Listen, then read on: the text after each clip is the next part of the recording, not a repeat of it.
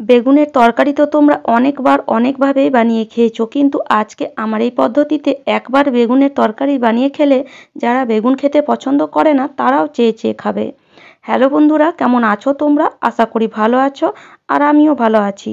তো আজকের special recipe হলো বেগুনের তরকারি, যেটা হবে একদম ইউনিকভাবে। তো দেখতেই পাচ্ছ বেগুনগুলো ভালো করে ধুয়ে আমি এইভাবে 4 পিস করে কেটে নিয়েছি, আর ডান্ডিটাকে কাটিনি, ডান্ডিটাকে একটু ছোট্ট করে কেটে নিয়েছি, আর এইভাবে বেগুনটাকে 4 পিস করে নিয়েছি। তো চলো, এখানে আমি 6 থেকে 7 পিস বেগুন নিয়েছি। এবার একটা প্যান বসিয়ে দিয়েছি গ্যাসের মধ্যে, আর তার মধ্যে দিয়ে দিচ্ছি মোটামুটি 2 চামচ মতন বাদাম। আর বাদামটাকে ভালো করে ড্রাই রোস্ট করে নেব। আর গ্যাসের ফ্লেমটা এই সময় মিডিয়ামে রেখে বাদামটাকে ড্রাই রোস্ট করে নিতে হবে। তো দেখো, বাদামগুলো যখন এরকম ড্রাই রোস্ট হয়ে যাবে, দেখতেই পাচ্ছ ওপরের ছালগুলো একটু লাল লাল হয়ে গেছে, তখন এর মধ্যে দিয়ে দেবো 1 থেকে 1.5 চামচ মৌরি। মৌরিটা দিয়ে ভালো করে বাদামের সাথে আবার মৌরিটাকে ভেজে নেব। আর এর মধ্যে দিয়ে দিচ্ছি আবার 2 থেকে 3 চামচ শুকনো নারকেল। নারকেলটাকে এইভাবে কুচি করে নিয়েছি, আর এই বাদাম আর মৌরির সাথে নারকেলটাকেও কিছুক্ষণ ভেজে নিতে হবে। তো সবগুলো ভাজা হয়ে গেছে, গ্যাসের ফ্লেমটা অফ করে দিয়েছি, আর এটাকে ঠান্ডা হতে দেব। ততক্ষণ চলো, একটা হামাদিস্তা নিয়ে নিয়েছি, আর নিয়ে নিয়েছি কিছুটা পরিমাণ রসুন, লঙ্কা আর আদা কুচি। সবগুলো একসাথে দিয়ে হামাদিস্তাতে ভালো করে কুটে নেব। তো এটা যখন কুটা হয়ে যাবে, তখন একটা মিক্সির জার নিয়ে যে বাদাম, মৌরি আর নারকেলটা ভেজে রেখেছিলাম সেটা ঠান্ডা হয়ে গেছে, সেটা দিয়ে এটাকে ভালো করে একদম মিহিন পেস্ট তৈরি করে নেব। দেখো, ঠিক এই রকম পেস্টটা একদম রেডি হয়ে গেছে। আর যেহেতু এখানে বাদাম দেওয়া আছে, তার জন্য এরকম ডালা পেকে যাচ্ছে। তো চলো, এটাকে একটা বাটির মধ্যে বের করে নেব। একটা বড় জায়গার মধ্যে এটাকে বের করে নিতে হবে। এবার এর মধ্যে যে রসুন, আদা, লঙ্কাটা কুটে রেখেছিলাম সেটা এর মধ্যে অ্যাড করে দেব। আবার দিয়ে দেব এর মধ্যে পরিমাণ মতো লবণ, 1/2 চামচ হলুদ গুঁড়ো, 1/2 চামচ ধনে গুঁড়ো, 1/2 চামচ জিরে গুঁড়ো, আর 1/2 চামচ লঙ্কা গুঁড়ো। আর দিয়ে দেব 1/2 চামচের মতন বেসন। এবার 1 চামচের মতন সর্ষের তেল দিয়ে দেব। সব জিনিসগুলো একসাথে দিয়ে ভালো করে হাত দিয়ে এটাকে মেখে নিতে হবে। মাখতে মাখতে দেখবে ঠিক এরকম একটা কালার চলে আসবে, আর এটা ঠিক এরকম মাখা হয়ে যাবে। আর দেখো, এটা দেখতে কত সুন্দর লাগছে। এবার যে বেগুনগুলো আমরা কেটে রেখেছিলাম, সেই বেগুনের মধ্যে এই যে পুরটা তৈরি হলো, এটাকে এইভাবে ভরে নিতে হবে। যতটা বেগুনের মধ্যে আসে ততটা হিসাবে এটাকে ভরে নিতে হবে। আর বেগুনটাকে একটু হাত দিয়ে চেপে রাখলেই আবার বেগুনটা কিন্তু আগের মতনই জয়েন্ট হয়ে যাবে।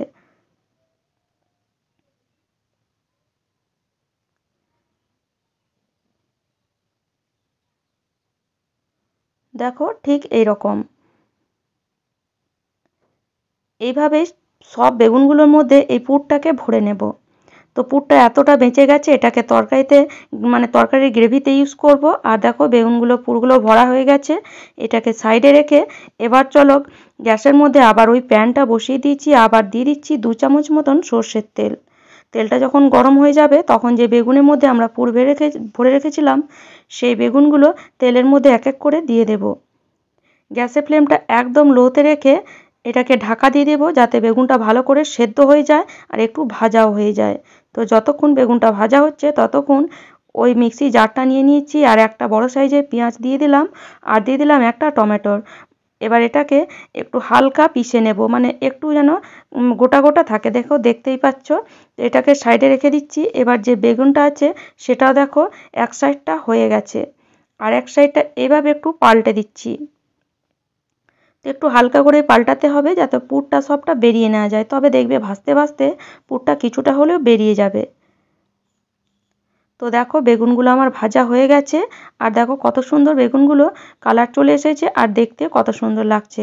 তো যখন বেগুনগুলো এরকম ভাজা হয়ে যাবে, তখন এক এক করে সব বেগুনগুলোকে তুলে নেব। আর দেখতেই পাচ্ছ তেলের মধ্যে একটু পুরও কিন্তু বের হয়ে গেছে।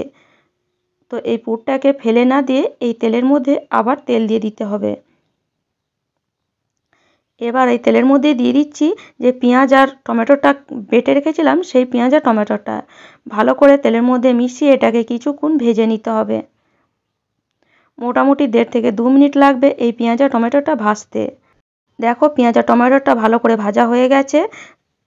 এবার এর মধ্যে যে পুরটা বেঁচেছিল সেই পুরটাকে অ্যাড করে দেব। এর মধ্যে সব কিছু মশলা প্রথমেই দিয়ে দিয়েছি, সেজন্য এক্সট্রা আর কোনো মশলা এর মধ্যে অ্যাড করব না। সামান্য একটু জল দিলাম আবার এই পুরটাকে ভালো করে ভাজার জন্য বা মশলাটা কষানোর জন্য। এবার যদি চাও কালারের জন্য সামান্য একটু কাশ্মীরি লাল মির্চ পাউডার অ্যাড করে দিতে পারো। ভালো করে মিশিয়ে নিয়ে মশলাটাকে কিছুক্ষণ কষিয়ে নিতে হবে। তো মোটামুটি 1 থেকে 1.5 মিনিট। এর জন্য মশলাটাকে ঢাকা দিয়ে দেবো যাতে মশলাটা ভালো করে কষে যায়। তো মোটামুটি 1.5 মিনিট পর দেখো ওপর থেকে কিন্তু তেল ছেড়ে দিয়েছে। তো মশলাটা যখন এইভাবে কষানো হয়ে যাবে তখন এর মধ্যে আমরা গ্রেভির জন্য জল অ্যাড করে দেব। তো খুব বেশি জল দেব না, এই গ্রেভিটা একটু ঘনই হবে, বেগুনের গায়ে মাখা মাখা মতন। মশলাটা ভালো করে জলের সাথে মিশিয়ে নিয়ে মোটামুটি 1 থেকে 1.5 মিনিট ঢাকা দিয়ে দেব যাতে গ্রেভিটা একটু আরও ঘন হয়ে যায়। এবার এর মধ্যে বেগুনগুলো অ্যাড করে দেব। বেগুনগুলো অ্যাড করে দিয়ে কিছুক্ষণ আবার এটাকে ফুটিয়ে নেব। তো ফুটিয়ে নেওয়ার জন্য আবার এখানে ঢাকা দিয়ে দেব মোটামুটি আবার 1 থেকে 1.5 মিনিট। 1.5 মিনিট পর দেখো যে গ্রেভিটা সেটা অনেকটাই ঘন হয়ে গেছে আর বেগুনগুলো যদি একটু কম সেদ্ধ হয়েছিল সেটাও ভালো করে সেদ্ধ হয়ে গেছে। তো যখন এরকম হবে তখন এর মধ্যে অ্যাড করে দেব সামান্য একটু গরম মশলা। এর মধ্যে যদি চাও একটু ধনে পাতাও অ্যাড করে দিতে পারো। তো আপাতত আমার কাছে নেই, সেজন্য আমি আর অ্যাড করিনি। তো আমাদের যে বেগুনের তরকারি সেটা একদম রেডি হয়ে গেছে। তো চলো এটাকে নামিয়ে নেব আর কিছুক্ষণ পর এটাকে সার্ভ করে দেখাচ্ছি বেগুনের যে তরকারিটা কত টেস্টি হয়েছে। দেখো বন্ধুরা বেগুনের তরকারিটা আমাদের একদম রেডি। আর দেখতেই পাচ্ছ দেখতে এটা কত সুন্দর লাগছে। তাহলে তো বুঝতেই পারছো যদি দেখতে ভালো লাগে তাহলে খেতে তো কত সুন্দর হয়েছে। এইভাবে একবার যদি বাড়িতে বেগুনের তরকারি বানাও বাচ্চা থেকে বড় সবাই চেয়ে চেয়ে খাবে আর বারে বারেই বলবে এরকম বেগুনের তরকারি বানাতে। তাহলে আশা করি আজকের রেসিপিটি তোমাদের ভালো লেগেছে।